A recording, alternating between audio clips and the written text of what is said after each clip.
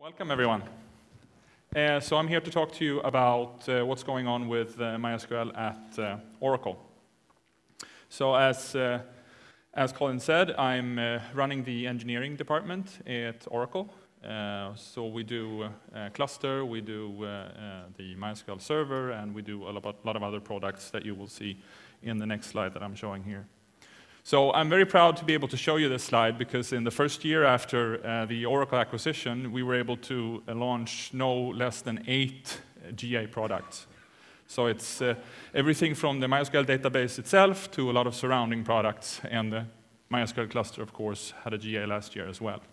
So I think that's a huge achievement by the engineering team, and I'm very proud of them and that we managed to do this. And as most of you know, in an acquisition year, it can be difficult, but even though we had this first year after the acquisition, this is what we achieved. And I think this speaks a lot for what this team is able to do. The free and open MySQL server is here to stay. It's under GPL. We have the MySQL Database Community Edition. Oracle is committed to continue to develop that further. We have MySQL Cluster, also under GPL. Same here, committed to develop that one further. We have the Workbench Community Edition, very popular, actually our second most downloaded software after the server. We have MySQL connectors, MySQL proxy. And we listen. You can contact us via social media. There are advisory boards, and contributions are encouraged. So we do accept contributions. So please, if you're interested, do so. Oracle is very serious about MySQL. So this is the cover of the Oracle magazine, goes out to some 500,000 IT experts out there. And MySQL being on the cover for that magazine is a really big deal. Oracle has a portfolio of, I don't know, some 150, 200 products or something, and MySQL being so highly featured, it's really an honor. And we get a huge reach with this kind of marketing out to our potential customers. 5.5 was one of the releases we had last year. We're proud to be able to say that it's the highest quality release ever. It's been very, very well received out there. And some of the things that we've done there is that we decided to go for InnoDB as the default storage engine. It may seem like a small thing, but going from a non-ACID storage engine to an ACID transaction storage engine with foreign keys and crash recovery out of the box is a big deal. You get a real database right out of the box.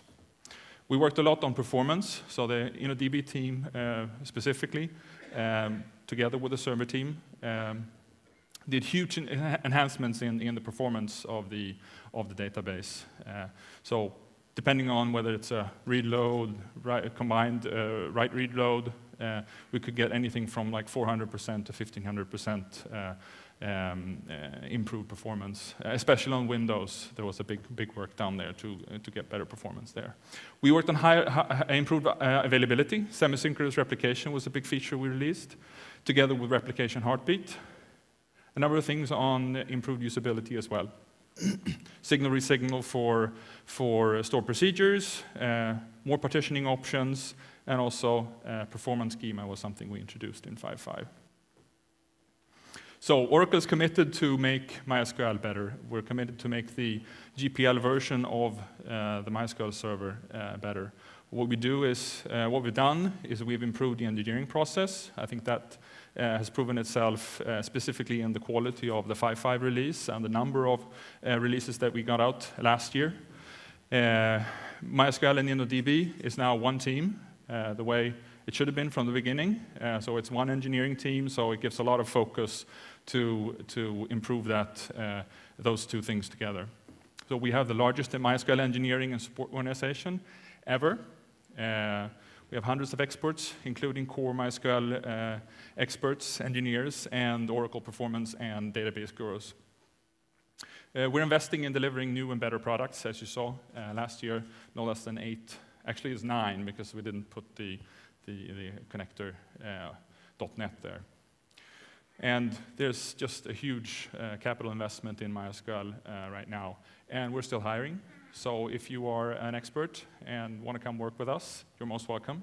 You can contact me or Oracle HR. I will leave some business cards for you to pick up if you want to sort of talk to me afterwards or want to contact me later on. So one thing that we're announcing this week, we started yesterday, so it's going to be a sort of double announcements because I gave a talk yesterday at Collaborate as well. So we're announcing 5.6.2, the first development milestone release for the new version of MySQL. That's 5.6.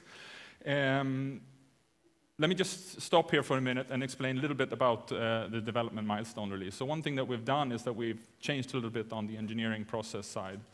We used to have a setup where we released very early, very immature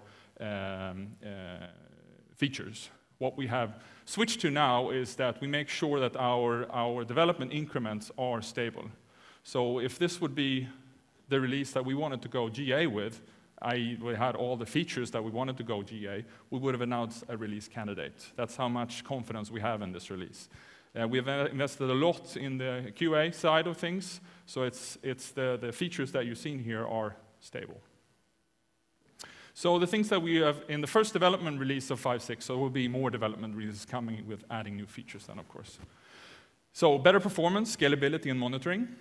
So we have the optimizer performances around index condition pushdown, multi-range read, and file sort optimizations. We have additional partitioning options with explicit partition selections for queries and pruning. We've enabled import and export to from partition tables. We have further developed the performance schema, so we about doubled the number of performance schema tables and the number of instrumented points from 5.5 to this 5.6 version. And it's there now for download at dev.mysql.com, so we encourage you to download and give us feedback. As I said, we're listening. If you see issues, something that we want us to do different, something you want us to add to the 5.6 version, you're more than welcome to come in with suggestions. So more on 5.6. Of course, a lot of focus on InnoDB, making it better, making it faster. Persistent optimizer statistics, new information schema tables, a lot of internals, splitting the kernel mutex, one of the remaining bottlenecks within the InnoDB kernel. Multi-threaded purge, configurable data dictionary cache, and a new page cleaner thread. We also worked a lot on improving the replication. Safe slaves, replication checksums, reduced bin log size, time-delayed replication, informational log events, remote bin log backups, and server UIDs. There's more on this at Lars's Matt's session later on this week.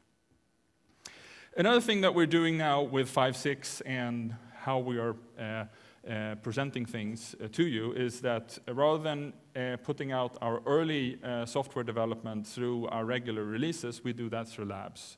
So I will show you here a number of things that we plan to put into 5.6, but is not quite ready yet to go into a regular development milestone, but likely will go into an upcoming development milestone. So one thing that we have done is that we have introduced a not only SQL interface into the InnoDB storage engine. So not only will you be able to access your data through the normal SQL that you're used to, with all its flexibility and so on, but perhaps with some performance and scalability overhead, you can now use the Memcached protocol to go directly into the storage engine API and get access to data very, very quickly. And you can do this in parallel. So you can go SQL, go NoSQL as you wish. So what we've done with Memcached here is that we've basically taken the new version that was just pushed the other week, which has the pluggable chassis with the there you can exchange the actual storage backend for Memcached and exchange that for an InnoDB adapter. So it's basically the regular Memcached as you download it, and with the storage interface exchange to interface down to InnoDB. So we have great hopes for this in terms of giving great performance and scalability for the 5.6 version of MySQL. On another labs build, we have the multi-threaded slave. So as most of you know, one of the scalability issues around replication when you increase the write loads is that the slave might start lagging. So what we've implemented here is the first version of a multi-threaded slave which does parallelization based on databases. So we'll actually be able to apply in parallel data into the database and then scaling up performance on the slave that way. So we will not only implement database parallelization, we will further implement other types of parallelization as well, but this is the first version, and of course, here again, feedback is most welcome, as with the Memcached that I showed you earlier. Performance schema, so again, from 5.5 to 5.6.2, we about doubled the number of instrumentation points and the number of performance schema tables, and here to this labs version, which will be in an upcoming milestone, we've doubled again. So now we're up to about 50 performance schema tables and 500 instrumentation points into the MySQL server. And with this, I'd like to welcome Dupes to share his experiences with 5.5.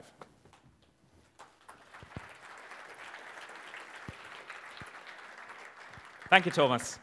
Hi, folks. My name is Dilip Wijayawardena, and I'm better known as Dupes, and sometimes as Colin Charles's twin. So I am a passionate developer, like many of you here. I'm passionate about many things. I'm passionate about social media, about social networks, about games, economics, but I'm also incredibly passionate about data and community. So I'm here for a number of different reasons standing here, and I'm going to, first of all, tell you our story and who we are. So my product is Empire Avenue, and we ask a very simple question.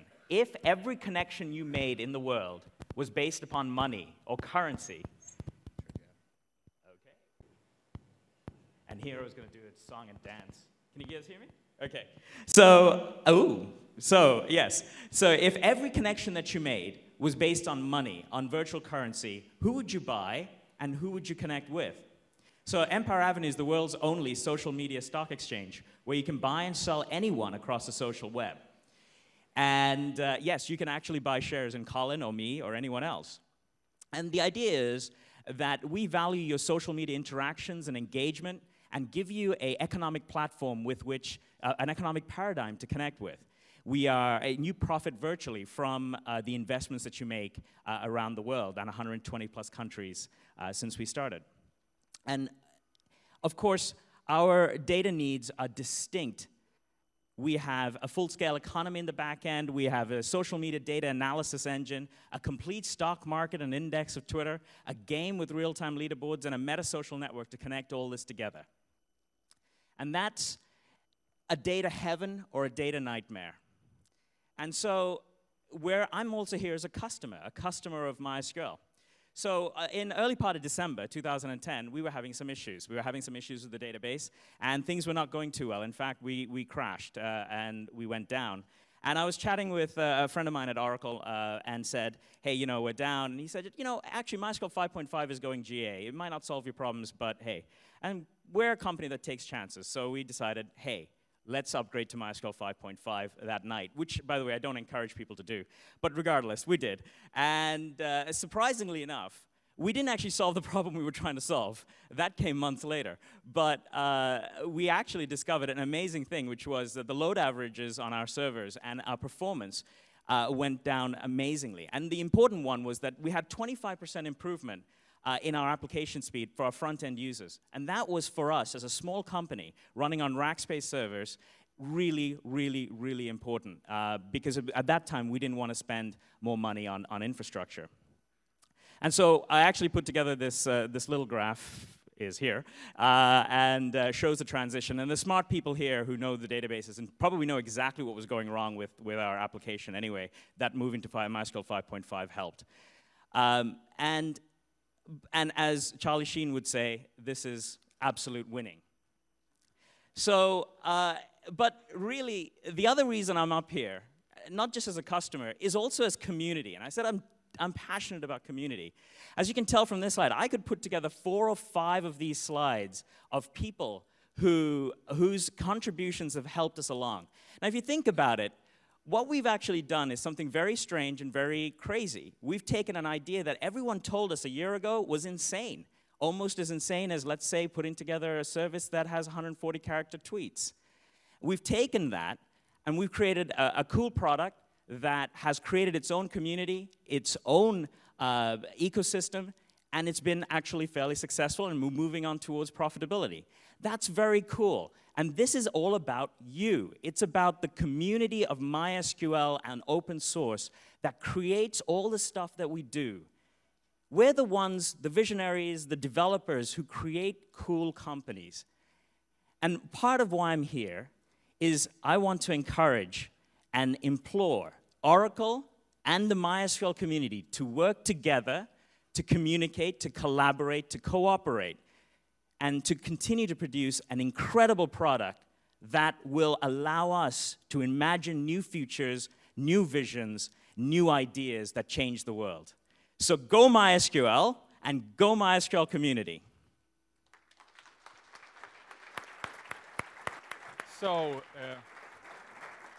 am I on? Okay. So Dupes, you were early on 5.5. So I was showing here some 5.6 features. Is there anything of what I listed there that gets you excited, or? You know, I really like the idea of the non-SQL, well, Memcached specifically stuff, because we actually write a layer right now before we even go to our database to do some of our Memcached. So I'd love to actually be able to take some of that stuff out, improve performance. Anything that improves performance for a cheap company like us is great. Okay. Any other things you want to highlight? I saw the thing about the multi-threaded replication. We're actually looking at Tungsten as well to help us along on that front. So anything that helps us to scale out as we go forward is very important to us. So thank you very much for all the hard work. Thank you to the engineers. Thank you, Dupes. Mine works.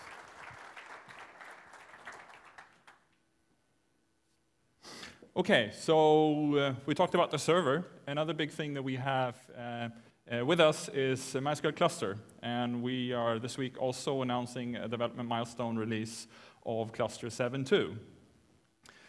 Cluster is maybe not super well known for everyone, but that's actually where I came in to MySQL in 2003 when MySQL acquired the Cluster technology, and well, I started my first 5 years or so with Cluster at MySQL, so it's a little bit of a baby of mine. It's been highly successful in the telecom space. If you make a phone call today, it's not unlikely that it's being connected using the MySQL Cluster product somewhere in the connection phase. But what we're doing as well now is trying to bring this product into the web space. We see a lot of use cases for it. There's going to be a presentation today by Bernd and Matt, actually, maybe tomorrow. Showing how you can use it in this space. And a number of the features that we're introducing in Cluster 7.2 are geared in that direction. So one of the pain points around Cluster has been query performance when you start doing joins. Not all joins, but some of them.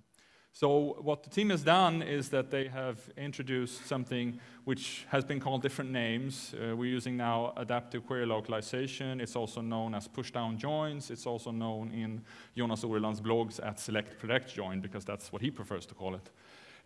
But we're able to get queries so much faster. We've seen 20 times faster in some early adopters trying this.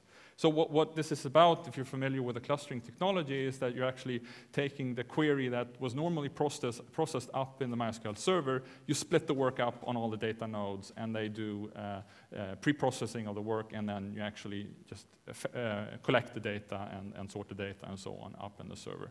And that's how we're able to achieve these kinds of performance improvements. Other things in Cluster 7.2 geared in the same direction, increased column support going from 128 to 512. These can be added online without service down. And another thing that we've done is also user data consolidation. You used to have to go to each MySQL server to set up your store procedures or your grants and so on. Now you can do that through one and get it distributed to all the MySQL servers that are part of your cluster. So great hopes for this release. A little bit of MySQL Cluster, SQL and NoSQL. One of the big reasons for success around MySQL Cluster in the telecom space has been the, okay, so now I don't know which screen to point at, but on your rightmost, you have app screen going directly down to the NDB API layer. That is a direct access down to the data. Gives you very low latency, real-time performance, and this is what you need when you implement an HLR or something in the mobile network. You can't tolerate latencies. It gives you great performance. I'll show you some performance numbers in a second. But what we've done with Cluster is that we've decided to not only then provide the SQL access to the MySQL server, but the direct access that I talked about now, but then a whole range of other access methods as well. So in the middle there, you see a recently implemented JPA access, as well as a Cluster J for those that prefer to do things in Java.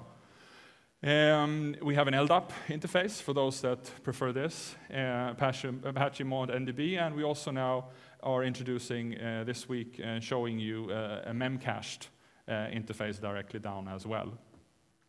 So what this gives you is that you have this data, and it's all shared among all these applications, and depending on what app you have, you choose whatever method fits you. Whether it's important to get really real time or low latency, you go to your right. If you have some sort of LDAP app already that you want to be able to interface your data, maybe it's easiest to do it that way and use that interface.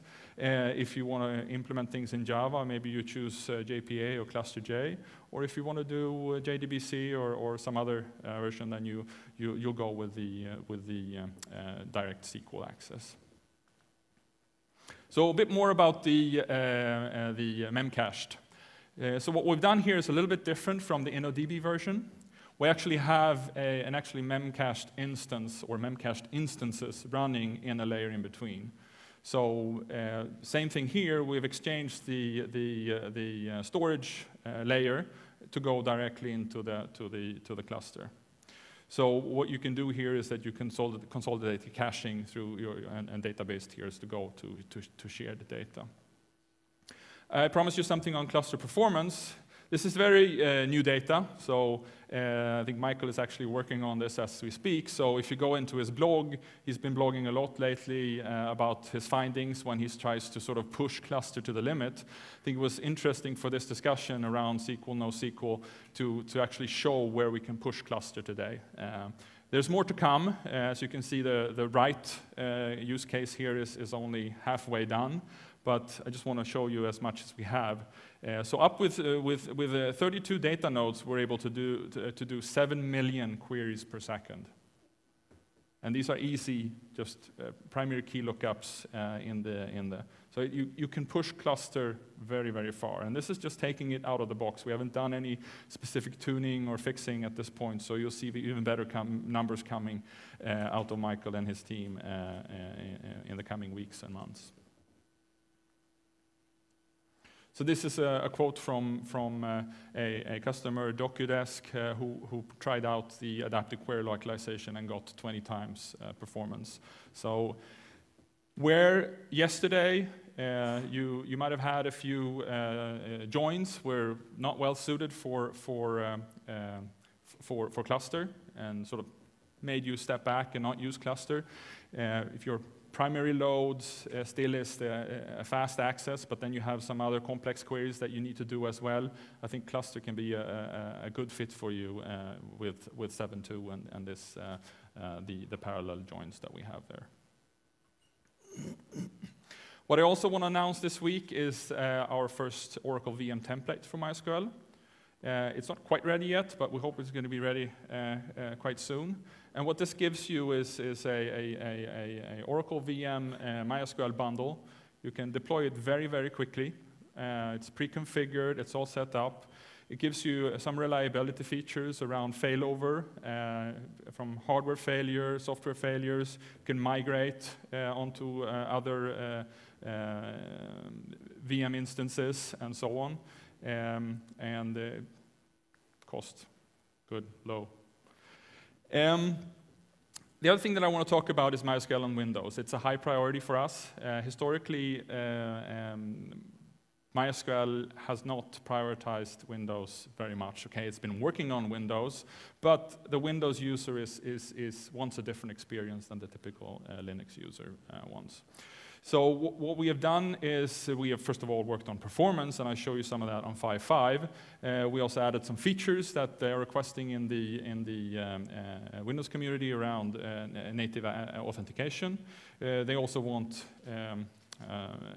integration into some Windows frameworks like Visual Studio and Entity Framework and Windows administration tooling, connector enhancements. But what I'm going to dwell on a little bit here is the installer. The installing experience for MySQL on Windows has been, so you had to be sort of an enthusiast to take that step. But hopefully with what I'm going to show you now, it's going to be a totally different experience. How many in here are using Windows? A few. Okay, good. Maybe you'll switch to Windows after this. I don't know. Okay, so MySQL has always had the 15-minute rule, right? So it's set back in the Monty days. I don't know if he said 15 minutes particular, but you should be up and running very quickly with MySQL. It's been one of MySQL's sort of leading themes. Really easy. So I'm going to show you now what the Windows installer does for you. So this is a little live, or not live, but in real time demo that Mike Zinner put together. So you go into the download site, you download the beta for the MySQL installer for Windows. You got it downloaded, you click on it. Here you get some choices. You typically, here you want to install. You can read about and find out more information there. We're clicking install. Some other options there, we just click next. We're done. Continue with next. So here you can give it a choice of what you want to install. Do you want a developer default, server only, client only, full installation, or do you want to go in and fiddle yourself? So we just want the quick and easy server developer's default, which gives you everything. It got all the products that you need to be able to get up and running on Windows. You got your 5.5, you got your Workbench, you got your connectors, you got your documentation, and you got your examples. So we just hit next, and it starts installing.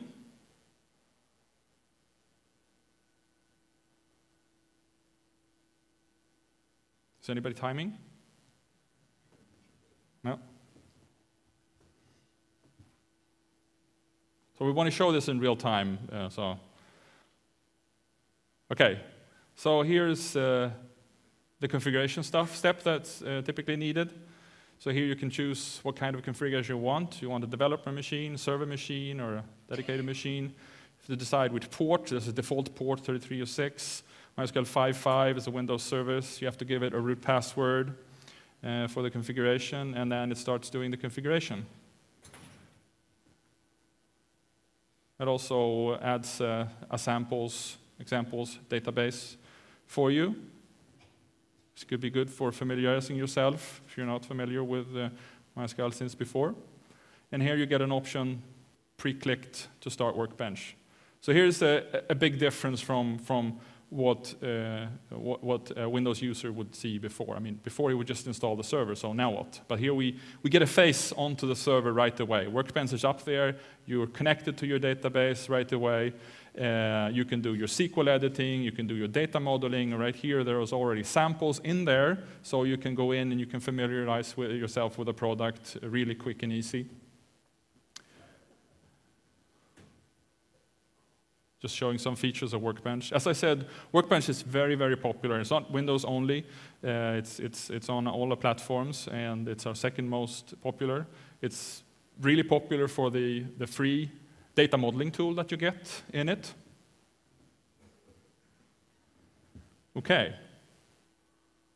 So how long was that? Give me an estimate. Okay, so we're down to 3 minutes. What are you going to do with all the time you got left now? So let me talk a little bit about Workbench. As I said, Workbench is very popular, so if you're not using it today, I really encourage you to use it. Maybe you want to do SQL editing, maybe you want to do data modeling, maybe you want to do database administration, really easy. There's like a whole range, or maybe you want to use the whole palette of things that it gives you. But what I want to talk to you today about is the thing at the bottom here, the scripting and plugin support. So this is something that we've added quite recently and are pushing for right now. We want people to use this tool, and we want them to develop plugins. It has a really easy interface. You get access to a lot of nice things when you do that. So we're going to show how that works. Up on your right corner there, you have the currently installed plugins. Really easy access to them. You can choose here to uninstall, install. You'll see Mike's going to go and so first it's going to look at the ones that are there already by default. Then you can go and get more plugins. I think we have around 60 community contributed plugins so far, doing all sorts of stuff. So we're just going to show a very easy plugin here that he's going to pick in a second. Just a way to sort of format your result set in a way you might prefer, or not prefer, but you write your own plugin to sort of decide how you want your data shown. The plugin is installed. You don't have to bring down the server or anything like that. It's just installs while you're up and running. So here's going to go into the Sakila database, do a regular select star from. He's picking store here.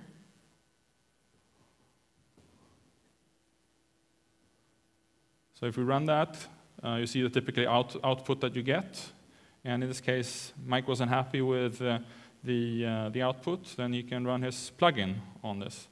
So the nice thing with this plugin is that this plugin interface is you get access to all the internals. You get access to the data model, you get access to the registered servers, you get access to these different windows and all things like that. The other thing that we're doing, and you saw there, is integrating the Enterprise Monitor dashboard as a plugin. So here you can also access directly your Enterprise Monitor, Enterprise Dashboard.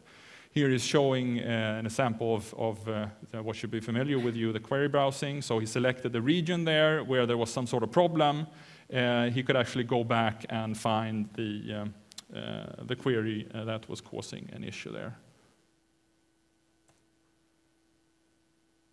So with this, what I've been talking about so far has been what we build and provide as GPL. We also have an enterprise edition. We've got to make a living, so we sell something as well. We sell the enterprise edition, and what we do is that we take this GPL products that we talked about, we can talk cluster, server, Workbench, and we package this together with some commercially licensed products, which are available commercial only, and together with support.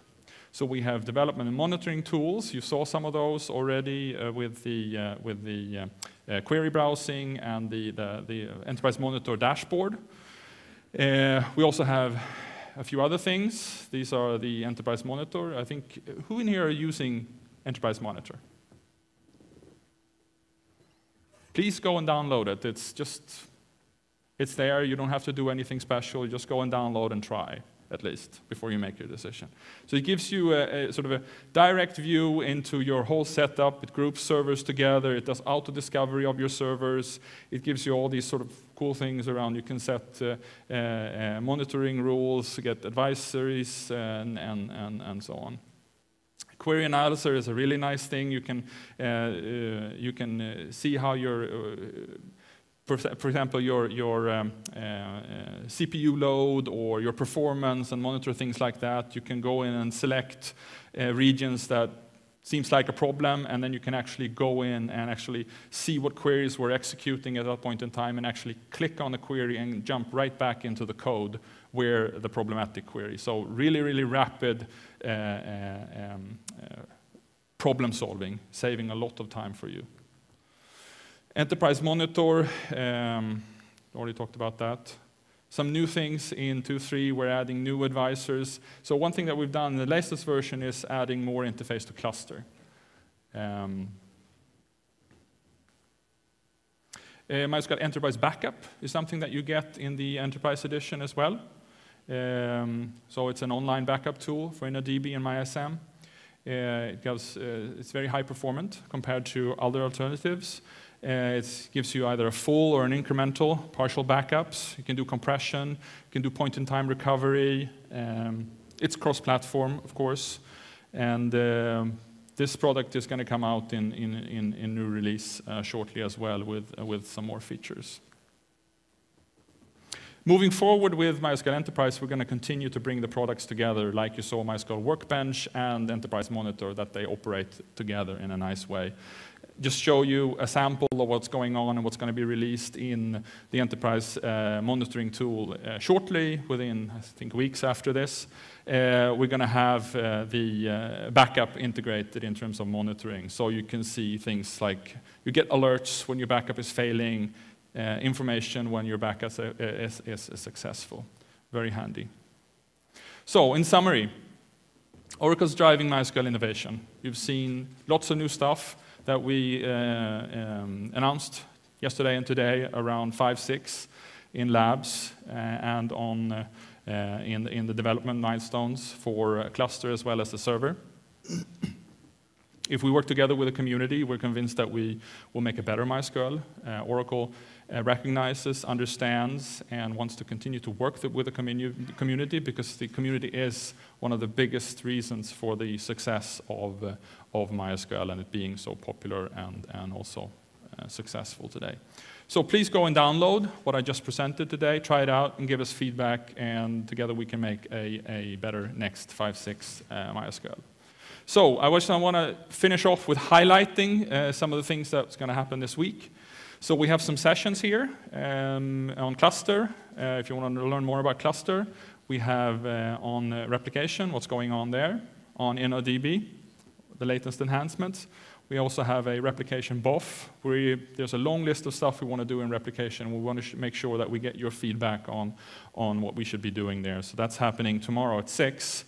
So continuing after that, at 6 o'clock tomorrow, so if you want to go with MySQL in the evening, you start off with the MySQL replication BOF at 6 p.m. tomorrow, and then you jump right into the MySQL community reception, which starts at 8:30. So it's located at TechMart. I don't have the direction here. If it's, well, it's across the street. You can mingle with me, others from the MySQL team, and there's food and drinks.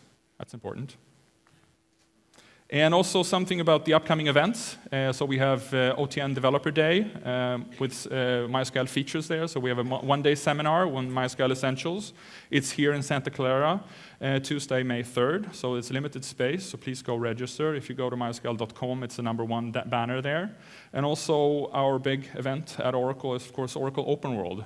So we welcome contributions in terms of presentations and so on, or if you just want to come there, there's also a MySQL community reception.